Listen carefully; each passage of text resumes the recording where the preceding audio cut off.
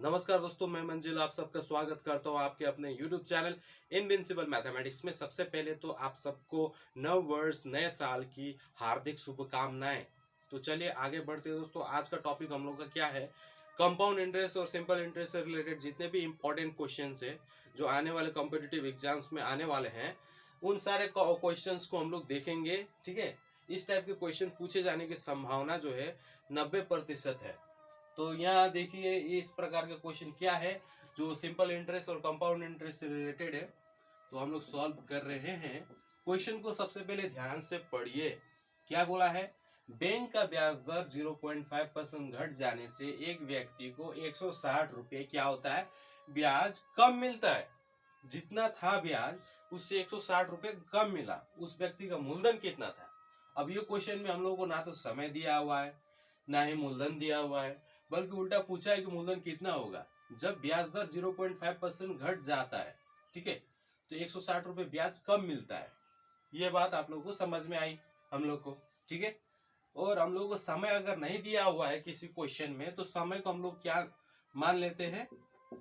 माना t is equal to 1 year, 1 साल मान लेते हैं। ठीक है, अभी नेक्स्ट स्टेप क्या है? क्या बोला है? मूलधन व्यक्ति का कितना था। देखिए एक व्यक्ति का जो ब्याज है वो 160 रुपये कम मिलता है। कब? जब ब्याज दर 0.5% घट जाता है। तो माना इंटरेस्ट रेट को भी मान लेते हैं। 1 साल का जो इंटरेस्ट रेट है उसको हम लोग ने मान लिया कितना?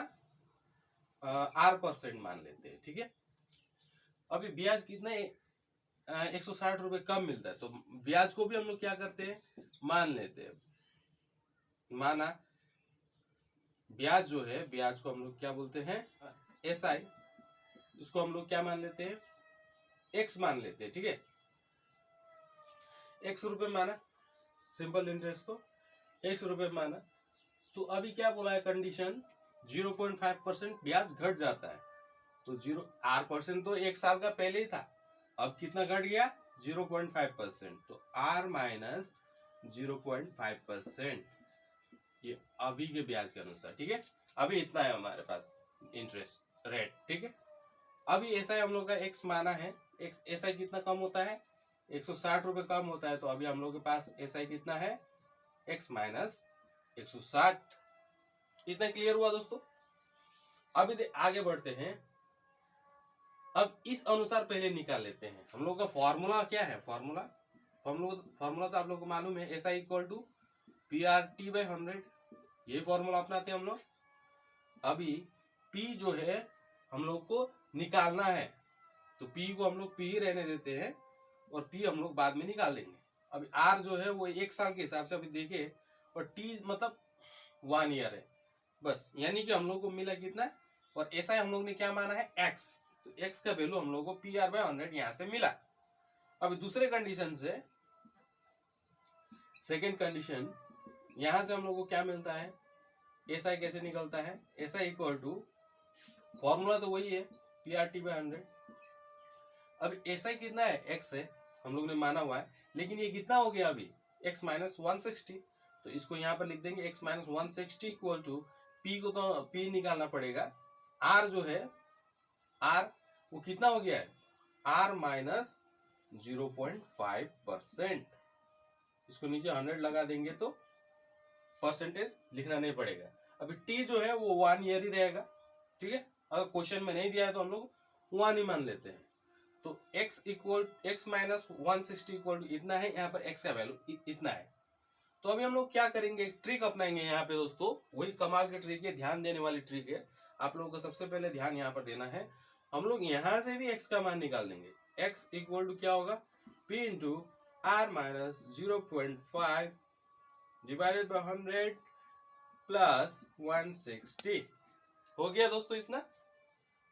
अभी इसको अगर सिंपल अनुसार तोड़ते हैं तो यहाँ पे 100 होगा, P इंटू R माइनस 0.5 और यहाँ 100 मल्टीप्लाई होगा तो 16,000 हो जाएगा ये। ठीक है, यानी कि x का वैल्यू यहाँ पे इतना निकला और x का वैल्यू यहाँ पे इतना निकला। अभी हम लोग क्या करना है? दोनों को इक्वल करके हम लोग निकाल सकते हैं। कहने का मतलब ये है कि अकॉर्डिंग टू क्वेश्चन करके हम लोग निकाल सकते हैं। अब यहाँ पे देखिए कैसे निकालते हैं। अकॉर्डिंग टू क्वेश्चन ये एक्स का वैल्यू इतना है PR/100। मैं यहाँ पे ये बताना चाहता हूँ दोस्तों कि ये दोनों बराबर है ना, एक्स का वैल्यू इतना है और यहाँ पर भी एक्स का वैल्यू इतना है, तो हम लोग लिख सकते हैं PR/100 is equal to P into R minus 0.5 plus 16,000। बस इस तरह से लिखना है बटे 100, ऐसे लिख दिए। अब यहाँ देखिए क्या करना पड़ेगा, 100 को कैंसिल कर सकते हैं, सेम है।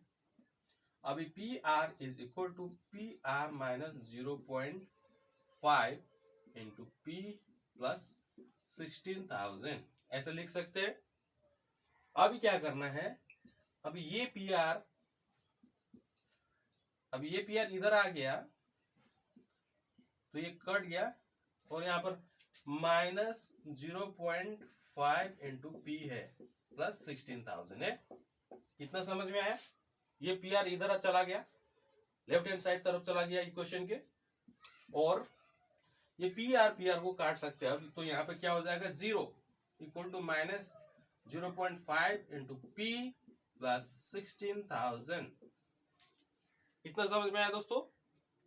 अब यहाँ देखिए, इसको जब हम लोग इधर लेके आते हैं तो इसका भी साइन क्या हो जाता है, चेंज हो जाता है। माइनस था तो क्या होगा, प्लस होगा। तो 0.5 into P is equal to 16,000 यहाँ पे है, ठीक है।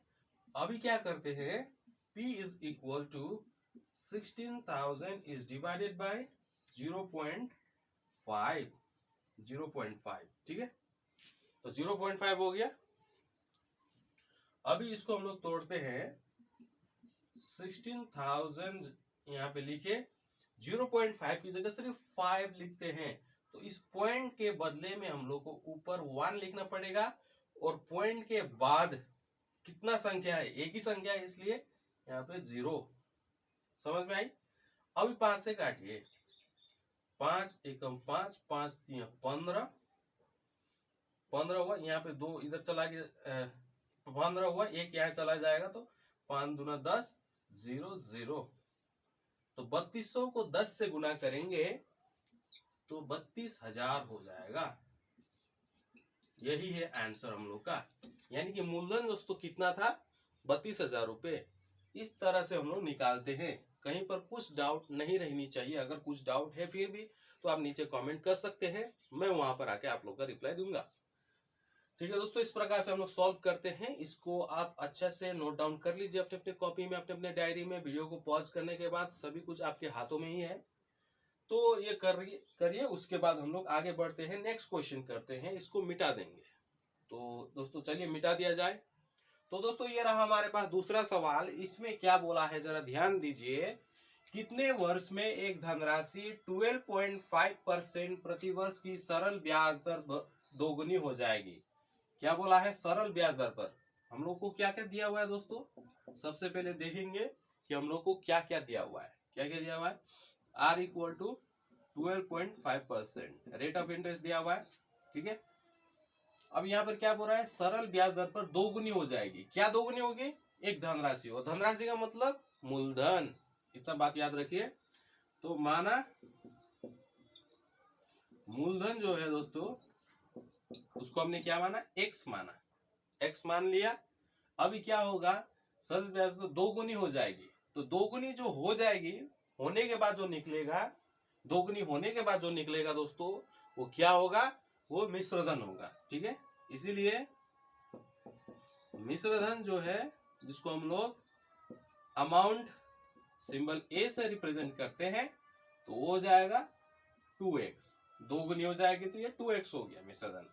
अभी हम लोग क्या निकाल सकते हैं, क्या निकाल सकते हैं दोस्तों, सिंपल इंटरेस्ट निकाल सकते हैं, सरल ब्याज, ठीक है। इसको हम लोग SI लिख सकते हैं। SI equal to A minus P, यानी कि मिश्रधन माइनस मूलधन करेंगे तो हम लोग को क्या निकल जाएगा, ब्याज निकल जाएगा। मिश्रधन कितना है 2x और मूलधन कितना है x, तो यहाँ पे कितना हो जाएगा x। हम लोग का सिंपल इंटरेस्ट कितना निकला, सरल ब्याज x रुपये निकला। अभी हम लोग आगे करने वाले हैं, देखिए फॉर्मूला में बैठा देंगे, SI इक्वल टू PR/100, ये निकला अभी SI जो है कितना है दोस्तों, x रुपये है। अभी P जो है वो कितना है, वो भी x है। और R जो है वो कितना है, 12.5%। तो यह गुना का साइन दिया, 12.5% नहीं लगाएंगे, नीचे 100 है तो T है। T कितना है, कितने वर्ष में, T ही हम लोग को निकालना है, ठीक है। तो ऐसे किए हम लोग 100, ऐसे कर दिए। अब इस x को इस x से काट सकते हैं, ठीक है। तो जब यहाँ कटेगा तो यहाँ पर 1 बचेगा और यहाँ पर 12.5 इंटू टी डिवाइडेड बाय 100 ये होगा, ठीक है। यहाँ पर पॉइंट है। अभी ये क्या होगा, ये 100 इधर चला जाएगा तो ये ऐसा हो जाएगा 100 इंटू टी इंटू 12.5, ऐसा लिख सकते हैं, लिख सकते हैं, हाँ लिख सकते हैं। तो अभी t इज इक्वल टू लिख सकते हैं ऐसा, 100 इज डिवाइडेड बाय 12.5, ऐसे लिख सकते हैं, लिख सकते हैं। अभी हम लोग क्या करेंगे, इसको 100 लिखेंगे और यहाँ पे 125 लिख देंगे। और ये पॉइंट, इस पॉइंट के बदले में आपको कुछ ना कुछ देना पड़ेगा, ठीक है। कुछ लेना है तो कुछ देना भी करेगा, देना भी पड़ेगा। तो यहाँ पे मल्टीप्लाई का साइन दिया हमने, तो एक पॉइंट है यहाँ पे इसलिए 1 दिया। और पॉइंट के बाद कितना संख्या है, एक ही संख्या है, इसीलिए हम लोग को यहाँ पे 1 0 दिए। अभी 25 के टेबल से हम लोग काट सकते हैं। 25 चौके 100, 25 पंचे 125 और 5 दूगुने 10, तो 4 दूगुने 8। तो टी का मान क्या निकला, 8 वर्ष। यही है आंसर। यानी कि 8 वर्ष में एक धनराशि जो है वो 12.5% के हिसाब से दोगुनी हो जाती है, ठीक है, 8 वर्ष में। तो दोस्तों इस तरह से आप लोग इसको अच्छे से कॉपी कर लीजिए, राइट डाउन कर लीजिए अपने अपने डायरी में, अपने अपने पेपर में। उसके बाद दोस्तों हम लोग आगे बढ़ेंगे, इसको मिटा देंगे, ठीक है। तो चलिए मिटा दिया जाए और अच्छे से। तो दोस्तों अब मैं तीसरे नंबर क्वेश्चन लेके आप लोग के सामने हाजिर हुआ हूँ। तो देखिए क्वेश्चन में क्या बोला है, पढ़िए सबसे पहले, उसके बाद जानिए आगे। एक राशि जो 5% की वार्षिक दर पर साधारण ब्याज के रूप में प्रतिदिन कितना रुपए देती है, 1 रुपये देती है। तो वो राशि कितनी है, ये RRC ग्रुप डी 2013 का जो एग्जाम हुआ था उसमें पूछा गया था। तो यहाँ पर ये चीज है कि प्रतिदिन का टॉपिक आ गया है। किसी भी क्वेश्चन में साधारण ब्याज या कंपाउंड इंटरेस्ट का जो भी क्वेश्चन होगा उसमें प्रतिदिन अगर वर्ड आ जाता है तो हम लोग को दिन के हिसाब से सिंपल इंटरेस्ट या कंपाउंड इंटरेस्ट निकालना पड़ता है। इतना दोस्तों आप लोग अपने माइंड में रख लीजिए, छाप लीजिए। तो अभी हम लोग को क्या करना पड़ेगा दोस्तों, क्या क्या दिया हुआ है वो देखेंगे। एक राशि जो 5% यानी कि रेट ऑफ इंटरेस्ट दिया हुआ है, गिवन 5%। अभी क्या है, साधारण ब्याज के रूप में प्रतिदिन कितना मिलता है, 1 रुपया। यानी कि ये जो है ये क्या है, ये साधारण ब्याज है, क्योंकि यहाँ पर बोला है साधारण ब्याज के रूप में 1 रुपये देगी। तो SI इक्वल टू 1 रुपीज, लेकिन प्रतिदिन के हिसाब से। तो प्रतिदिन के हिसाब से दोस्तों अगर हम लोग को इंटरेस्ट निकालना पड़ता है तो हम लोग का फॉर्मूला क्या था, प्रतिदिन के हिसाब से सिंपल इंटरेस्ट निकालने का फॉर्मूला क्या होगा, आप लोगों को मालूम है, मैंने बताया हुआ है पिछले वीडियो में जो इसी चैनल में डाला गया है, ठीक है। फॉर्मूला बताया गया था। तो फॉर्मूला था SI equal to P into R into D by 365 into 100। यहाँ पर D जो है वो नंबर ऑफ डेज है, D जो है नंबर ऑफ डेज, दिनों की संख्या है, ठीक है। अभी यहाँ पे दोस्तों हम लोग को P क्या करना पड़ेगा, निकालना पड़ेगा, ठीक है। तो P इंटू R कितना है, 5 दिया हुआ है, और D नंबर ऑफ डेज कितना है, 1, प्रतिदिन बोलने से 1, तो 1 हो गया, और 365 इंटू 100, ये फॉर्मूला अनुसार हम लोग बैठा दिए। SI कितना है, 1 रुपया है, क्योंकि साधारण ब्याज के रूप में प्रतिदिन 1 रुपये देगी, तो 1 यहाँ पर बैठा दिए। अभी बस वही काम करना है हम लोग को, सॉल्व इस इक्वेशन को, ठीक है। और तो ये इधर चला जाएगा और ये नीचे आ जाएगा, तो इसको हम लोग इस तरफ लिखेंगे, 365 into 100 is equal to P into 5 into 1, ये हो गया दोस्तों। अभी P इज इक्वल टू हम लोग लिख सकते हैं 365 इसी को उतार देंगे, 100 इज डिवाइडेड बाय 5, 5 1 जा 5, ठीक है। अब 5 एकम 5, 5 छके 30, 5 सते 35, 5 तिया 15, 5 सते 35, 5 तिया 15 और 5 एकम 5, तो 73 को अब इससे गुना करेंगे तो कितना होगा 7300, यानी कि जो मूलधन था दोस्तों हमारा कितना था 7300 रुपये। यही है दोस्तों मूलधन, ठीक है। इस तरह से हम लोगों ने बड़े इजी तरीके से जटिल लगने वाले क्वेश्चन को भी सॉल्व किया। तो इस तरह से दोस्तों आप सबको करना है सॉल्व, कि जो भी क्वेश्चन होगा सबसे पहले इसको कठिन मत मानिए, पढ़िए समझिए और आपने जो भी फॉर्मूला सब याद किया हुआ है उस फॉर्मूला को यूज करके सबको सॉल्व करने की कोशिश कीजिए। तो दोस्तों अब हम लोग नेक्स्ट क्वेश्चन की तरफ बढ़ते हैं। उससे पहले आप लोग इसको अच्छे से नोट डाउन कर लीजिए अपने अपने कॉपी में, अपने अपने डायरी में, और कोई भी डाउट है तो नीचे आप कमेंट कर सकते हो, ठीक है। तो हम लोग नेक्स्ट क्वेश्चन करेंगे, इस क्वेश्चन को मिटा दिया जाए।